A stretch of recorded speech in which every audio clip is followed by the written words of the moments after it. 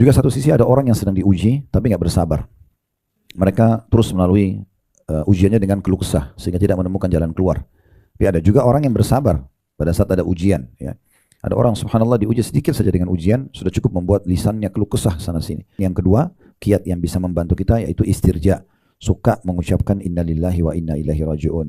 Jadi tidak harus tentunya kita ditimpa kematian baru kita bilang innalillah wa inna ilaihi raji'un. Di saat itu Jibril datang bawa dua ayat ini, Al-Furqan 27 sampai 29. Nah, coba hubungkan ya. Dan ingatlah kata Allah, pelajari baik-baik. Siapa dia? Uqbah bin Abi Mu'aid. Ketika orang zalim itu menggigit jarinya, ya, di hari kiamat setelah dia mengatakan, aduh kiranya aku dulu mengambil jalan bersama Rasul. Maksudnya coba dulu saya nggak murtad ya. Sudah masuk Islam dia. Ya. Lalu dia bilang, kecelakaan besar bagiku, kiranya dulu aku tidak mengambil fulan sebagai teman akrabku. Nah yang ajak dia supaya murtad itu ya. Sesungguhnya dia, teman dekatnya yang kafir ini, telah menyesatkan aku dari Al-Quran sesudah Al-Quran itu datang kepadaku, dan syaitan tidak mau menolong manusia. Nah gitu. Jadi di sini kita bisa lihat bagaimana bahayanya teman. Ya.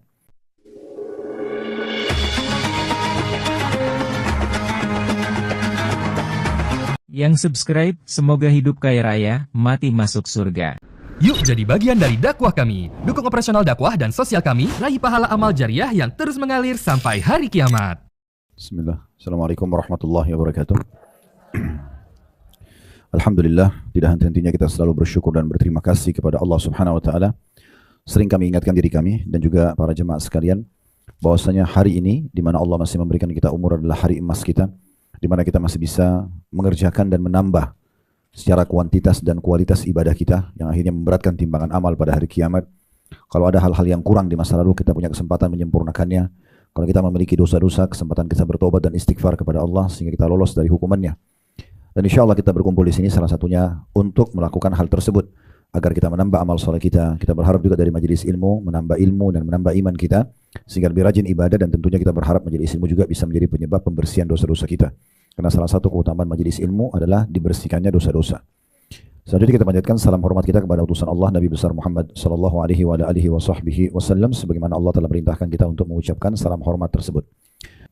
Baik, seperti biasa Bapak Ibu sekalian, saya menyapa juga Bapak-bapak yang hadir di online tentunya, walaupun di sini mayoritas yang hadir ibu-ibu. Juga di online ada ibu-ibu sekaligus kita sapa, jadi kita mengatakan Bapak Ibu. Melanjutkan pada buku kita keutamaan dan buah manis sabar yang ditulis oleh Khalid bin Muhammad Al-Ansari, disertai faktor-faktor pendorong dan perusaknya dan contoh figur para penyabar. Kita masih di lembaran ke-7, masalah sebab-sebab yang dapat membantu agar tetap teguh dalam bersabar. Kita sudah bahas poin pertamanya adalah selalu bertakwa kepada Allah Subhanahu wa taala. Selalu patuh dan tunduk kepada Allah baik dalam keadaan senang ataupun susah. Ya. Kadang-kadang ada orang kalau dalam keadaan senang dia lalai, tidak bersyukur kepada Allah, tidak malah maksimal dalam ibadah. Kayak misalnya kita dari Jakarta kemudian lagi rekreasi keluarga ke puncak misalnya. Begitu mendapatkan hotel bagus, udaranya sejuk, ya, makanannya juga enak, kumpul dengan keluarga, anak dan pasangan hidup, malah lalai, malah sholatnya terbengkalai, ya, sholat wajibnya nggak tepat waktu walaupun masih bisa dijamak karena musafir, tidak sholat malam lagi, tidak lagi mendengarkan kajian, malah digunakan kesempatan nikmat itu dalam hal-hal yang melalaikan. Ini keliru. Kita harus mengubah itu semua. Bagaimana pada saat makin besar nikmat Allah, makin dekat dengannya, gitu ya. Dan Ibnu Qayyim mengatakan rahimahullah, tidak pantas seseorang diberikan nikmat oleh Allah lalu dia gunakan dalam maksiat. Apalagi kalau sampai digunakan dalam berbuat dosa. Nah, seperti itu kurang lebih. Ada juga orang yang bersyukur. Ya, ini poinnya. Ya, setiap ada nikmat dia selalu bersyukur. Malah dia tunjukkan rasa terima kasihnya pada Allah. Mungkin dia jalan, dia bertafakur melihat indahnya alam. Dia malah duduk bermuhasabah dengan pasangannya. Bagaimana memperbaiki tatanan rumah tangga ke depannya. Dia memberikan masukan-masukan dan mendengar keluh kesah anak-anaknya. Misal contoh. Atau mungkin silaturahim keluarga. Ada beberapa keluarga yang diajak juga ke sana. Juga satu sisi ada orang yang sedang diuji tapi nggak bersabar. Mereka terus melalui ujiannya dengan keluh kesah sehingga tidak menemukan jalan keluar. Tapi ada juga orang yang bersabar pada saat ada ujian. Ya. Ada orang subhanallah diuji sedikit saja dengan ujian sudah cukup membuat lisannya keluh kesah sana sini, mengeluhkan Tuhannya Allah seakan-akan kenapa Allah uji saya seperti ini. Padahal bukan dia sendiri yang diuji. Semua orang di muka bumi ini akan diuji. Kita tidak akan pernah berhenti diuji oleh Allah Subhanahu Wa Taala sampai salah seorang di antara kita wafat. Maka bagaimana kita selalu menjaga ketakwaan kita pada Allah, baik dalam keadaan senang ataupun kita dalam keadaan susah, gitu ya. Itu sudah kita jelaskan panjang lebar, saya cuma ingatkan saja. Kemudian kita sudah bahas juga kalimat atau poin yang kedua, kiat yang bisa membantu kita yaitu istirja. Suka mengucapkan innalillahi wa inna ilaihi raji'un. Kami milik Allah, kami akan kembali kepada Allah. Walaupun itu musibah kecil. Jadi tidak harus tentunya kita ditimpa kematian baru kita bilang innalillah wa inna ilaihi rajiun. Tapi kalau kita jalan, kaki kita keselio, kesentuh batu, kita mau keluar, udaranya lagi nggak mendukung, misalnya pakaian kita belum siap, ya kendaraan belum siap, tapi kita boleh mengatakan innalillahi wa inna ilaihi rajiun. Itu ibadah. Ya, sudah panjang lebar juga kita jelaskan makna dan juga hikmah dari ini. Kita juga sudah membahas poin ketiga, kiat untuk membuat kita lebih sabar dan bisa istiqomah dalam sabar, mengingat musibah yang menimpa. Maksudnya menimpa orang lain ya. Sehingga kita selalu kalau ada nikmat, lihat orang yang di bawah kita, supaya selalu bersyukur. Kalau ada musibah, lihat orang yang lebih berat dari kita, supaya kita bisa bersabar. Ini juga sudah kita jelaskan panjang lebar. Sekarang kita masuk ke poin keempat, dan ini juga tidak kalah penting, adalah kita selalu menyertai orang-orang soleh dan menghadiri majelis mereka. Ini salah satu hal yang luar biasa mendukung agar kita bisa bersabar gitu ya. Sama juga dengan bersyukur tentunya, karena orang-orang soleh atau solehah di sekitar kita, mereka akan selalu mengajak kita bersyukur kalau kita ada nikmat. Misalnya kita baru pindah rumah, beli kendaraan, dapat jabatan, dapat harta misalnya. Kalau orang-orang soleh atau soleh pasti mengatakan, Masya Allah syukur ya, kamu bisa dapat bilang begitu ya. Kita diingatkan, kalau misalnya kita ada musibah, maka mereka bisa menyabarkan kita. Nah, itu manfaatnya besar sekali. Bahkan mereka mendoakan kita kebaikan, mereka mendukung kita agar kita bisa menemukan jalan keluar. Itu semua manfaatnya besar. Oleh karena itu salah satu dari kiat, dan ini kiat yang keempat, ya, agar yang bisa membantu kita istiqomah, bisa teguh dalam bersabar adalah menyertai orang-orang soleh. Baik, saya bacakan dulu apa yang ditulis oleh penulis, baru kita menjelaskan panjang lebar berhubungan dengan masalah ini. Di halaman 71, bagi yang pegang bukunya, di poin keempat, menyertai orang-orang soleh dan menghadiri majelis mereka, dikatakan, dan jika tidak ada yang bisa engkau lakukan selain mencintai mereka saja, maka itu juga sudah membantumu untuk bersabar. Imam Syafi'i rahimahullah berkata dalam bait syairnya, uhibbus salihina walastu minhum, la'alli an anala bihim syafa'ah, wa akrahu man tijaratuhul ma'asi walau kunna sawa'un fil bida'ah. Artinya, aku mencintai orang-orang soleh meskipun aku mungkin belum selevel dengan mereka, belum termasuk golongan mereka. Maksudnya Imam Syafi'i ini merendah, beliau orang soleh, tapi beliau mengatakan, saya sangat mencintai orang-orang yang baik, yang dekat dengan Allah SWT, yang soleh, ya, walaupun aku belum sampai pada level mereka. Beliau mengatakan, barangkali dengan mencintai mereka aku dapat meraih syafaat kebaikan atau karena mereka, pertolongan dari Allah maksudnya. Mungkin karena mereka berikan kita ide, mungkin mereka menemani kita memecahkan permasalahan, mungkin nanti kalaupun kita mau masuk neraka, dapat syafaat pertolongan dia gitu ya. Dan aku sangat benci orang-orang yang perniagaannya ke aktivitas hariannya adalah maksiat. Ya. Sekalipun kita sama dalam hal barang perniagaan tersebut, maksudnya saya pun kadang-kadang buat salah, tapi saya tidak mau saya berkumpul dengan orang-orang yang salah itu. Ya, karena nanti akan makin keruh, akan jadi masalah besar gitu ya. Kurang lebih seperti itu. Nah, ini menjadi inti bahasan kita pada kesempatan ini, komunitas yang baik.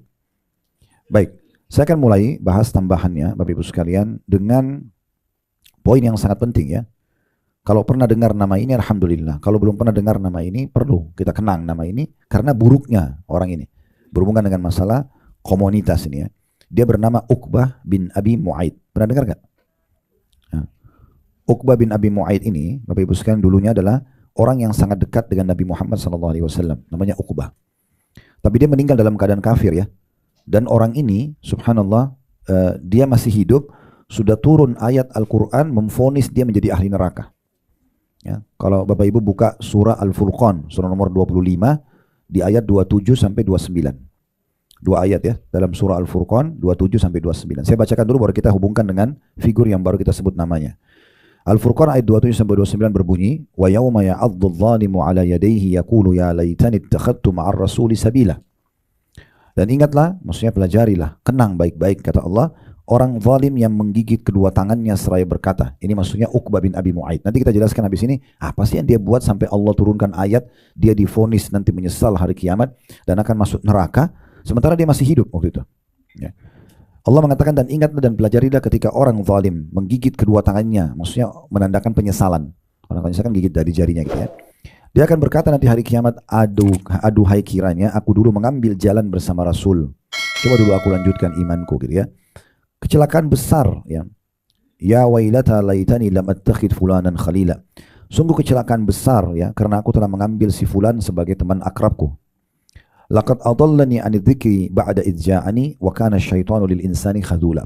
Karena sahabatku itu telah menyesatkan aku dari Al-Qur'an sesudah Al-Qur'an itu datang kepadaku dan syaitan tidak bisa menolong manusia. Jadi kisahnya begini Bapak Ibu sekalian.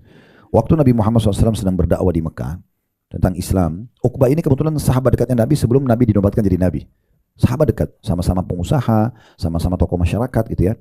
Satu waktu Uqbah ini mengundang Nabi Muhammad SAW makan di rumahnya. Waktu Nabi diundang, Nabi ini pengen sahabatnya masuk Islam. Maka dia bilang, wahai Uqbah, saya akan makan makananmu, tapi syaratnya kamu masuk Islam.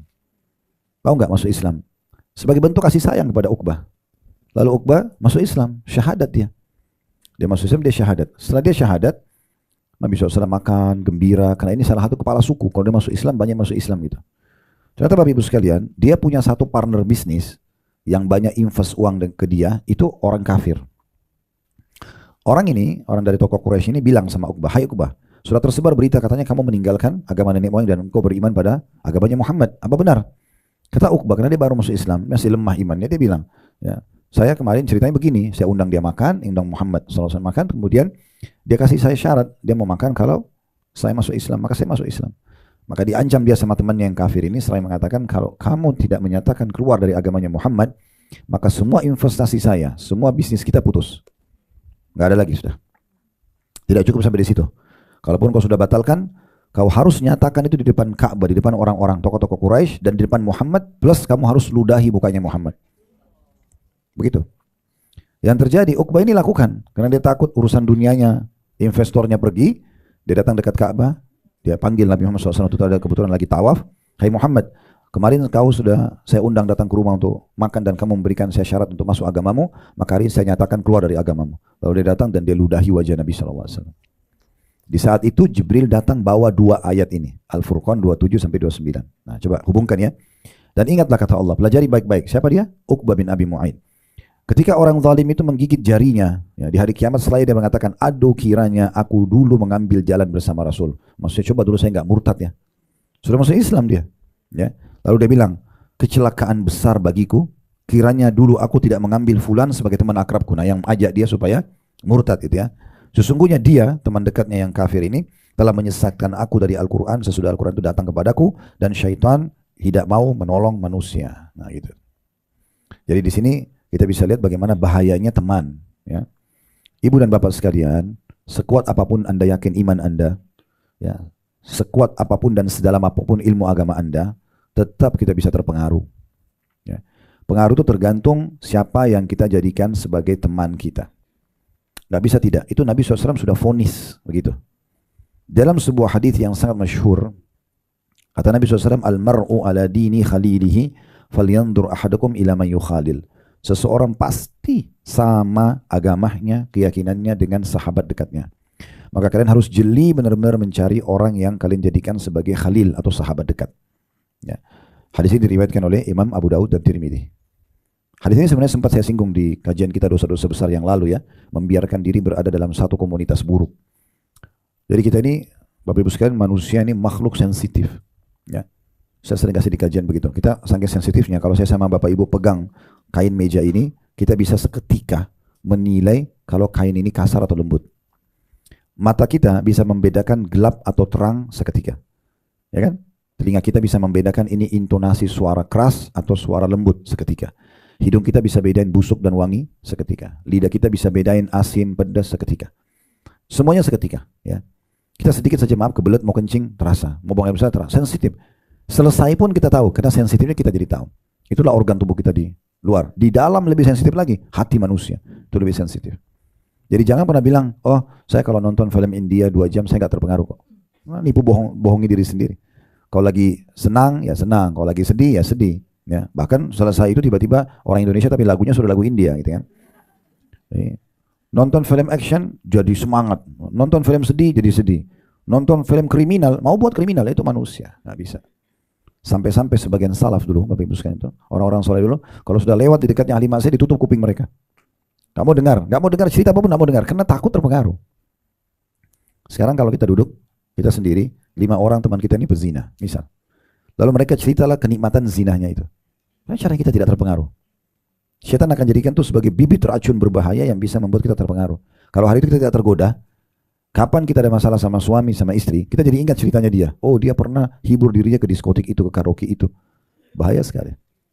Orang kalau nonton film balas dendam, pembunuhan. Sekarang tidak ada pikiran, tapi dengan nonton muncul idenya. Oh, ternyata cara yang terbaik kalau mertua saya jahat, bunuh saja. Loh ya. Kan digambarkan begitu kan. Suami tidak perhatian, selingkuh saja. Istri nggak perhatian, ya sudah selingkuh. Ada alasan kok. Kenapa? Karena film itu ajarin. Memang begitu. Isinya berantem, tawuran, ya, selingkuh, hamil di luar nikah, kriminal, macam-macam. Jadi yang paling aman memang tutup, nggak bisa. Karena kita ini lemah, nggak bisa. Ada orang hidup di masa Nabi Muhammad SAW kayak tadi Uqbah bin Abi Mu'aid sudah masuk Islam, murtad. Ini orang yang seperti dia banyak ya. Kalau pernah dengar di masa Nabi SAW itu juga ada raja kaisar Romawi namanya Heraklius. Itu masuk Islam. Masuk Islam. Waktu dia ajak pastor-pastornya untuk masuk Islam, pastor-pastornya pada nolak, nggak mau masuk Islam, maka dia karena takut kerajaannya hilang, dia murtad. Itu contohnya. Ada orang yang masuk Islam di masa Nabi SAW, sepupunya Utsman bin Affan, lalu murtad. Padahal dia sempat jadi penulis wahyu Nabi. Sensitif sekali. Hari ini bisa iman kita kuat, besok bisa lemah, gitu kan? Jadi kita harus hati-hati karena iman itu bertambah dengan ketaatan, berkurang dengan kemaksiatan. Kalau kita memang betul-betul harus duduk dengan satu orang, satu komunitas. Kalau Bapak Ibu tahu di situ ternyata mereka ini orang awam atau orang banyak berbuat dosa, harus kita yang duluan dominasi pembicaraan. Kalau 5-6 orang duduk, maka yang jadi menu pembicaraan adalah yang pertama buka mulut. Ya enggak? Sekarang kita duduk 6 orang nih. Kita sendiri atau kita 2 orang pengajian, yang 4 bukan pengajian, tapi kita ini orang pengajian diam. Yang 4 tuh mulai bicara. Wih, kemarin tuh di karaoke itu begini, kemarin tuh narkotika yang dicoba itu begini, atau ada cowok begini dan begitu. Jadi itu jadi menu. Kita terpengaruh nanti. Karena kita biarkan mereka berbicara. Harusnya kita pertama, kemarin saya ada di pengajian ada bahas ini dan itu. Itu jadi menu. Mereka pun akan bahas itu nanti. Kalau enggak usah duduk sama mereka. Jangan duduk, bahaya sekali. Sensitif sekali, ya. Makanya disuruh cari pasangan yang beragama, cari suami yang beragama, istri yang beragama, karena berpengaruh semua itu. Ya, berpengaruh semua. Lingkungan sama, cari lingkungan yang baik. Oh, ini lingkungannya semuanya orang-orang dekat masjid, orang sudah hijrah, itu berpengaruh sekali. Berpengaruh sekali. Ya, lingkungan tempat kerja, kampus dan segala macam itu pengaruhnya luar biasa. Makanya tidak asing bagi kita hadis Nabi SAW tentang masalah pembawa minyak wangi, ya. Gitu kan?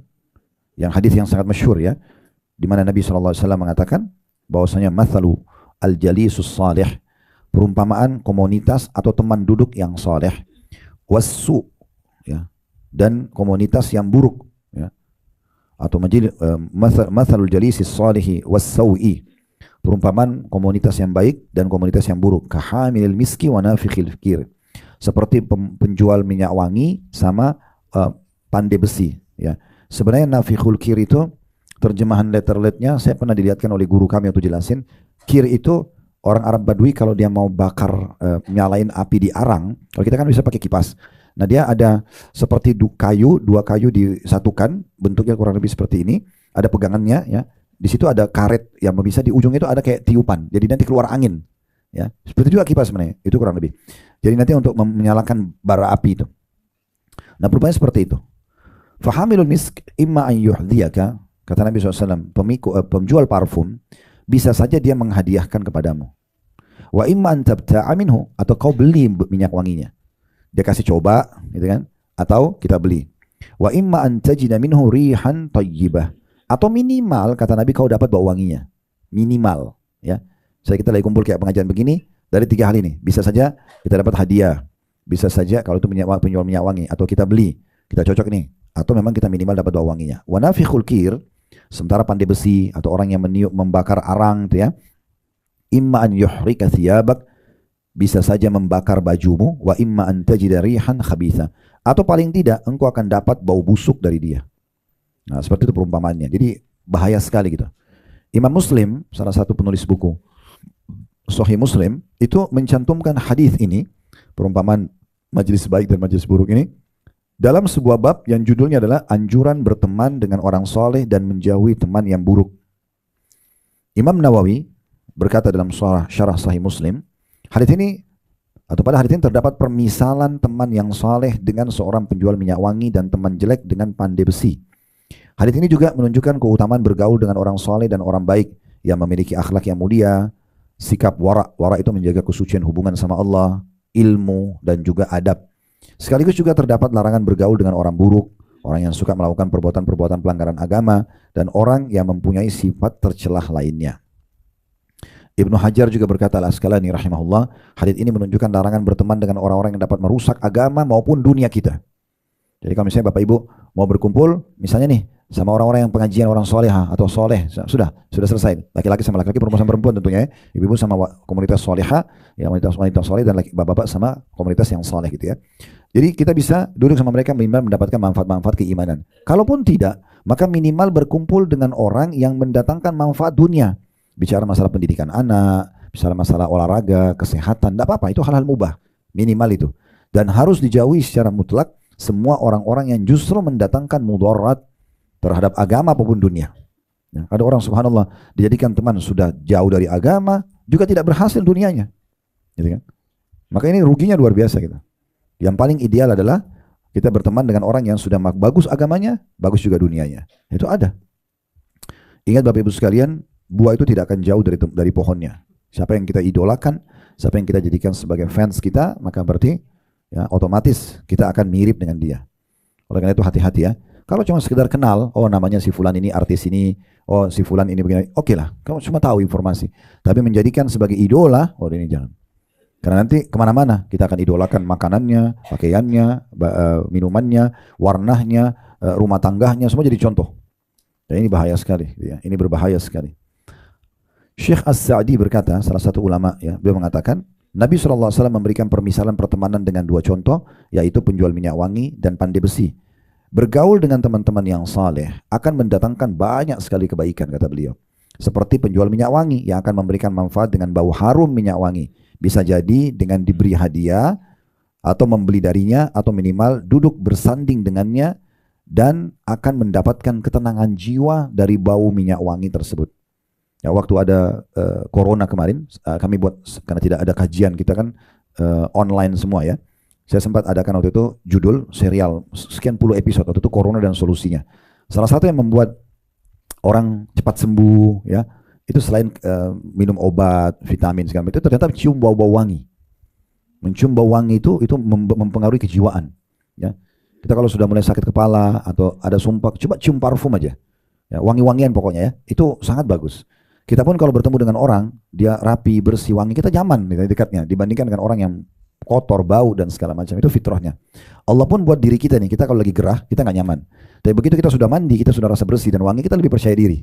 Kuasa Allah Subhanahu wa taala. Dan memang Allah sendiri mengatakan Nabi SAW mengatakan innallaha jamilun yuhibbul jamal. Allah indah, bersih, wangi dan menyukai semua itu. Dalam satu ayat Allah mengatakan wallahu yuhibbul mutatahhirin. Allah sangat cinta dengan orang yang suka bersuci, gitu kan? Nah, dijadikan perumpamaan penjual minyak wangi supaya orang faham bahwasanya tidak ada mudaratnya berteman sama orang baik. Semuanya kebaikan pokoknya. Semua kebaikan. Dia sudah tahu kalau dia mendahulukan kita dia pahala, kalau dia memberikan kita dia pahala, kalau dia mendukung perbuatan baik kita pahala. Jadi orang-orang baik itu selalu mendatangkan banyak manfaat. Kebaikan akan diperoleh, kata beliau, dari seorang hamba yang berteman dengan orang soleh lebih banyak dan lebih utama daripada harumnya minyak wangi. Dia akan mengajarkan kepadamu bila dia orang baik hal-hal yang bermanfaat bagimu dari urusan dunia dan agamamu. Dia juga akan memberimu nasihat dan ide-ide yang bagus. Dia juga akan mengingatkan dari hal-hal yang membuatmu celaka. Dia juga senantiasa memotivasi dirimu untuk mentaati Allah, berbakti kepada kedua orang tua, menyambung silaturahim, bersabar dengan kekurangan dirimu. Dan dia juga akan mengajak untuk berakhlak mulia dalam perkataan, perbuatan maupun bersikap. Sesungguhnya seseorang akan mengikuti sahabat atau teman dekatnya dalam tabiat dan perilakunya. Keduanya saling terkait satu sama yang lain. Jadi kayak misalnya ibu lagi sedih, bapak lagi sedih. Kalau kita ketemu sama komunitas yang baik, pasti mereka bilang, coba sabar, coba sholat taubat, ya. Coba ini dan itu gitu kan. Coba lihat siapa di antara orang tua yang belum kita bakti, ada haknya orang lain gak masih nyangkut. Begitu-begitu pasti nasihatnya gitu ya. Tapi sebaliknya kalau kita berteman sama orang-orang buruk, walaupun kita baik, dia akan ajarkan keburukan. Misal contoh kita sudah baik nih, ibu-ibu sudah pakai jilbab misalnya. Kok kamu alim banget sih? Bahasanya mereka tuh menjatuhkan kebaikan kita. Ya, sholat dulu ya, sudah masuk waktu. Wah, alim nih, surganya sampai lewat. Apalah istilah-istilahnya itu. Saya pernah dengar itu ya. Jadi jangan terlalu alim, nanti kelebihan surganya. Astagfirullah, ini bagaimana cara? Ya. Jadi kita baik pun digodain supaya kita berhenti. Ya. Atau kadang-kadang diolok-olok. Ayo berhenti nih, orang soleh lagi lewat. Nah. Atau semisal apalah gitu ya. Itu dalam kondisi kita baik digodain supaya rusak. Kalau kita dalam kondisi sedih, lagi ada masalah nih. Dia ajarin kita hal-hal yang buruk. Saya juga dulu seperti kamu tuh, saya coba minum khamar sana, atau saya ke diskotik, atau saya ke karaoke, atau ini, atau itu, dan segala macam. Jadi buruk sekali ajarannya itu, ajakannya orang-orang yang ahli maksiat. Tidak ada manfaat sama sekali, kecuali hanya mencelakakanmu sementara kamu baik, dan lebih mencelakakan dan membinasakan pada saat kamu sedang susah. Dua-duanya ya. Jadi kalau baik diolok-olok, ya. Coba lihat kalau teman-teman ada ibu dan bapak sekalian punya teman-teman yang buruk gitu ya. Walaupun kita baik, pasti kita jadi bahan olokannya mereka. Tapi coba kalau kita berteman sama orang-orang yang baik, beda. Pasti mereka nilai itu adalah satu hal yang positif. Belum lagi kalau mereka bisa mencontohi kebaikan kita dapat pahalanya, itu luar biasa gitu. Jadi mulai sekarang, setelah kajian kita seperti ini Bapak Ibu sekalian, saya mengajak, sudah keluar dari grup-grup WA yang isinya maksiat. Keluar saja. Maaf ya, saya pamit, saya keluar. Ya, kalau teman-teman ada yang butuh apa-apa, mungkin saya bisa dijapri, nggak apa-apa. Nah kalau japri beda kan, dia cuma WA pribadi. Nah, kalau kita rasani lawan jenis berbahaya, sudah saya nggak jawab. Tapi kita sudah bisa sortir. Kalau di grup kita nggak bisa sortir, apa yang mereka kirim itu yang kita nonton, itu yang kita baca. Dan jangan bilang saya tidak terpengaruh, sudah kita bahasakan tadi. Pasti kita terpengaruh. Susah sekali orang kalau tidak terpengaruh. Ya. Jadi harus hati-hati sekali dengan masalah-masalah seperti ini. Ibnu Qudamah al-Maqdisi rahimahullah berkata, beliau menyebutkan tentang ciri teman-teman. Ya. Beliau bilang, secara umum, wa fil jumlah, fayanbaghi an yakuna fi man tu'thir suhbatuhu khamsu khisan. Secara umum, hendaklah orang yang engkau pilih menjadi komunitas dan sahabatmu minimal memiliki 5 perkara, 5 sifat. Beliau sebutkan yang pertama, an yakuna aqilan, harusnya berakal, dewasa.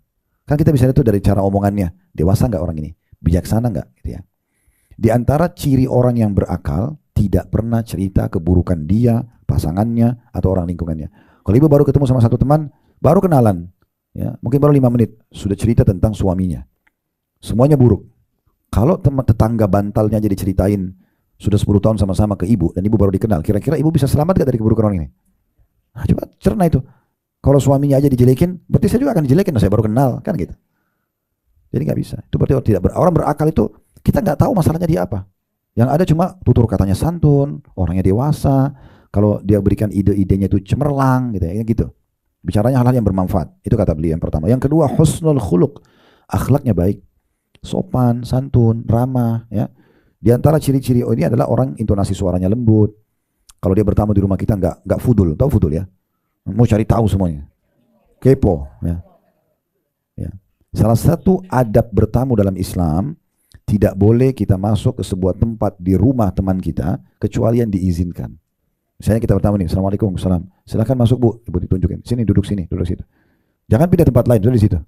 Bahkan kalau perlu begitu masuk, saya kalau bertamu rumah orang, saya tanya dulu, silakan Ustaz. Oke, kursi yang mana saya dudukin? Saya tanya. Takut saya duduk, ini kursinya tuan rumahnya. Ya, sekarang memang kursi di situ duduk untuk jamu tamu, kita duduk. Kalau bertamu juga itu adabnya, kalau kita ucapin salam, ibu dan bapak usahakan berdiri bukan di daun pintu yang akan dibuka, yang masih tertutup. Karena jangan sampai pas dia buka pintu ada pemandangan yang tidak layak kita lihat. Mungkin pasangan hidupnya, kalau kayak kami laki-laki mungkin istrinya belum berhijab misalnya, atau gitu ya. Kalau sudah dipersilahkan, silakan masuk. Ya. Itu pun juga kata Nabi SAW, termasuk hal yang penting. Dihidangkan makan, maka baca bismillah, tangan kanan, dan makan apa yang ada di hadapan. Jadi hidangkan itu aja. Gitu. Masa makananmu cuma ini kue, mana yang lain keluarin dong. Gitu ya. Ya. Ini nggak pantas, nggak cocok. Saya Bapak Ibu sekalian ya, saya punya sahabat sedikit sekali. Kalau saya pribadi, saya sangat sedikit sahabat saya tidak punya banyak sahabat. Tapi karena prinsip saya adalah, saya mau punya sahabat yang lebih baik dari saya. Harus lebih baik, ilmunya lebih bagus, akhlaknya lebih baik. Saya bisa ambil pelajaran, dia pun ambil pelajaran dari saya. Ada sahabat dekat saya di Jakarta ini, di daerah Tangerang. Kami sudah bersahabat mungkin 20 tahun lah. Ya. Sampai hari ini Bapak Ibu sekalian, saya tidak tahu isi rumahnya apa. Saya kalau bertamu di sana, itu sahabat dekat saya sudah kayak adik kakak gitu. Saya kalau dipersilakan masuk, silakan masuk, ditunjuk sama di ruang tamu. Jadi saya cuma tahu rumahnya itu dari depan pintu ke ruang tamu. Saya nggak pernah tahu yang lain. Dihidangkan makan pun kadang-kadang kita dihidangkan makan, karena tradisi orang-orang biasa yang turun itu makannya melantai, duduk dibuka satu terpal atau sufra bahasa Arabnya, terus makan rame-rame. Udah, paling di situ ke toilet cuci tangan. Saya nggak pernah tahu tuh kamarnya dia seperti apa, ruang keluarga di dalam, karena memang dia nggak pernah persilahkan buat saya. Kecuali kalau ibu dan bapak dipersilahkan, mungkin dia persilahkan, ayo mau lihat yuk, mungkin kita juga mau bangun rumah, mungkin butuh gambarnya, oke lah. Tapi kalau kita cari tahu nggak usah. Nah itu salah satu contoh akhlak. Kalau orang mau tahu cari tahu semua bahaya ini, ya. Itu nggak cocok. Jadi di rumah kita tuh usahakan ada wilayah haram namanya, wilayah mulia. Ya, jangan sembarangan orang masuk ke kamar tidur ibu dan bapak sekalian gitu ya. Itu daerah sensitif, darurat sekali baru orang. tukang harus bersihin, perbaikin sesuatu. Misalnya itu pun ibu dengan hijabnya, ibu tinggalkan suruh suaminya temani, misal contoh, itu termasuk menjaga semuanya. Itu yang kedua. Yang ketiga, ghairu fasiqin, bukan pelaku kriminal. Ini ciri yang ketiga. Tidak boleh ahli maksiat. Nah, kalau ibu dan bapak sudah dengar dia ini pendusta kah, penyihir, suka main sihir kah, atau apalah, jauhi sudah, nggak usah. Kenal tidak apa-apa. Kita tidak mungkin menghindar dari kenal orang ya. Tetapi kalau jadi sahabat jangan, nggak boleh. Gitu. Bahaya sekali soalnya. Gitu kan? Jadi fasik nggak boleh, karena dia akan bisa taruh di statusnya, di medianya, hal-hal yang buruk ya. Ini yang paling sering tadi saya bilang, saya ingatkan masalah grup-grup ini reunian. Oh ini teman SMP, teman SMA, isinya campur orang baik sama orang buruk. Hampir tiap hari dikirim postingan yang tidak masuk akal. Gosipin orang, fitnah orang, jatuhin orang. Ya, sudah tahu belum? Sudah tahu belum? Sudah tahu apa? Si fulan baru cerai, pembantunya begini. Ini maling, ini, itu. Nggak ada manfaatnya. Omong kosong semua. Gitu. Kemudian yang keempat, wala mubtadi', bukan pelaku bid'ah, kata beliau. Bid'ah itu berarti mengarang-arang ibadah selain sunnah. Jangan jadikan teman. Nanti kita juga ikut-ikutan sama dia. Ya. Nyembah-nyembah kuburan, ya, minta-minta pada orang mati, pakai jimat, aduh banyak banget ini. Ya. Hati-hati gitu. Ya. Kalau mau pasangannya suka, ya, Bapak-Ibu sekalian, cara manusia saja, tidak usah lintas alam ke alam jin. Ya. Betul. Tatapan mata yang syahdu, tutur kata yang santun, jaman tangan yang ramah, hati yang tulus, kan itu. Suka pasangannya kok. Bawa foto ke dukun, buat dia suka sama saya. Atau apa lintas alam? Setan itu bajingan, penjahat, dimasukin ke rumah. Kacau lah semuanya itu. Ya, salah ini contohnya. Makanya Nabi SAW bilang, siapa yang mendatangi dukun, peramal, penyamun, penyihir, belum percaya, baru nanya doang, gitu kan. Tidak diterima sholatnya 40 hari. Kalau dia datang, bertanya dan percaya, dia telah kafir kepada apa yang diturunkan kepada Muhammad SAW. Itu dalam hadisnya. Jadi hindari ini ya. Atau orang yang suka buat ibadah, rajin, semangat, tapi perbuatannya tidak ada sunnahnya, tidak ada perintahnya. Rugi waktunya, buang-buang waktu, gitu kan. Nggak ada perintahnya tapi mau dibuat untuk apa? Fokus kepada ibadah yang ada perintahnya saja, supaya jelas-jelas dapat pahalanya. Bapak Ibu sekalian, maaf saya berbagi, yang ada perintahnya saja sudah terlalu banyak. Ya. Sholat ya kita hitung sholat nih. Sholat qobliyah subuh, dikenal dengan sholat fajar 2 rakaat, sholat subuh 2 rakaat. Antaranya ini kan ada doa mustajab antara azan iqamah. Habis sholat subuh ada zikir habis sholat. Terus kemudian ada zikir pagi. Tidak ada ba'diyah subuh karena dilarang sholat waktu itu sunnah. Sebentar istirahat sudah ada duha. Duha dari 2 rakaat dan pendapat yang paling kuat tidak ada batas maksimal. Boleh 4, boleh 8, boleh 12, terserah. Gitu kan. Kita bekerja aktivitas sebentar sudah duhur, ada qobliyah duhur 4 rakaat, ada duhur 4 rakaat, ada habis ba'diyah duhur 4 rakaat. Sebentar kita istirahat, ada asar, qobliyah asar 4, asarnya 4. Ada zikir juga diantaranya sholat tadi, habis sholat zikir, habis asar ada zikir sore. Istirahat sebentar ada maghrib, qobliyah maghrib 2, maghrib 3, ba'diyah maghrib 2. Sebentar kita istirahat sudah isya, qobliyah isya 2, isya 4 rakaat, ba'diyah isya 2 rakaat. Sebentar istirahat sudah ada tahajud. Ini baru sholat. Padat gak? Padat. Jadi nggak usah cari-cari ibadah yang tidak ada perintahnya. Belum juga orang sakit, belum silaturahim keluarga, belum hadir majelis ilmu. Waduh, terlalu banyak.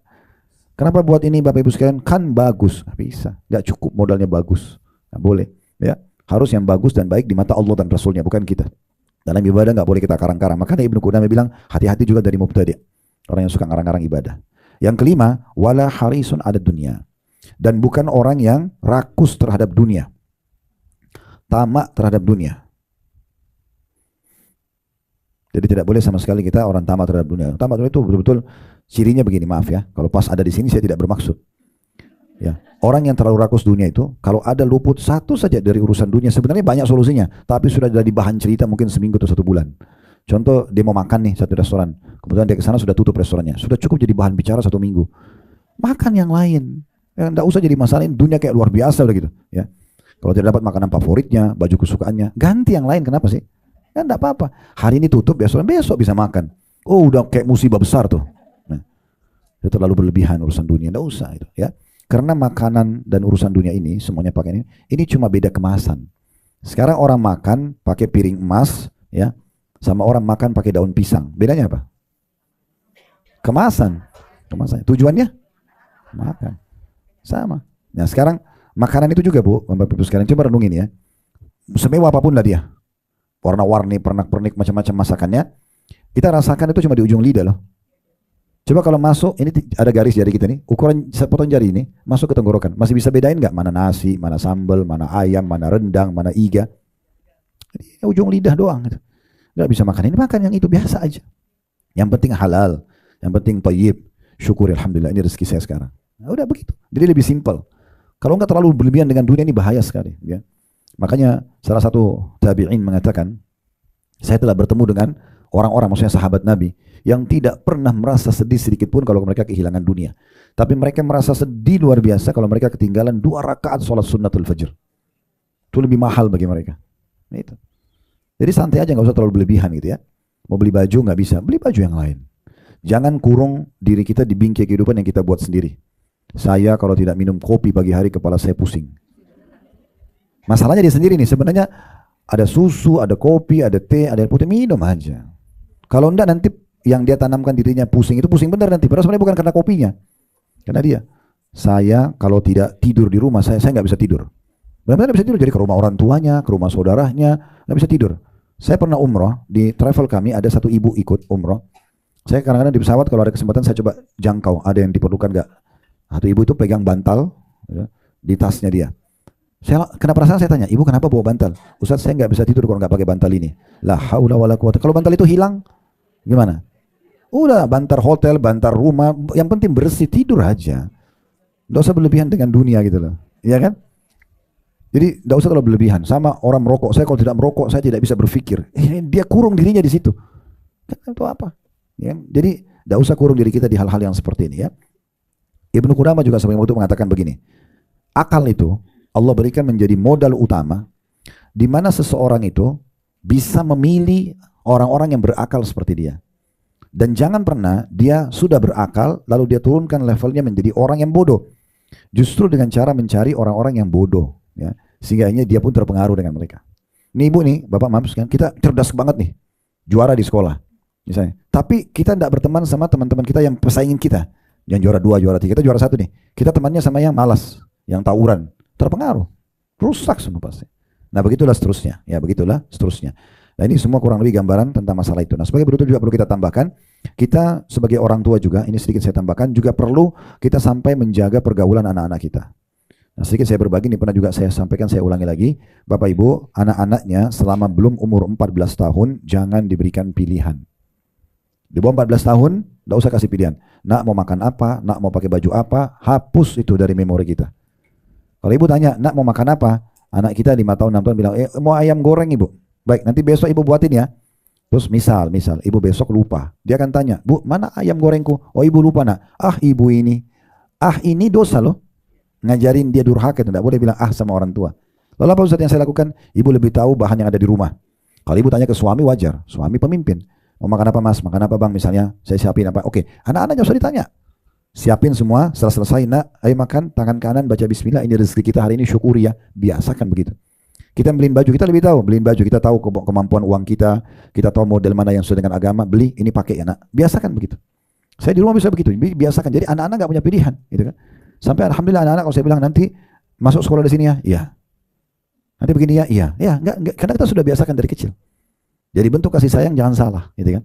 Karena mereka belum berakal. Ada orang laki-laki 30 tahun, istrinya 25 tahun. Anggaplah istri suaminya 35 tahun, istrinya 30 tahun. Ada punya anak 6 tahun atau 5 tahun mau dimasukin sekolah.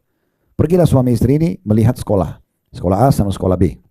Kemudian mereka sudah tanya nih kurikulumnya, biayanya, kualitas sekolah itu ya, pengajar semua oke lah.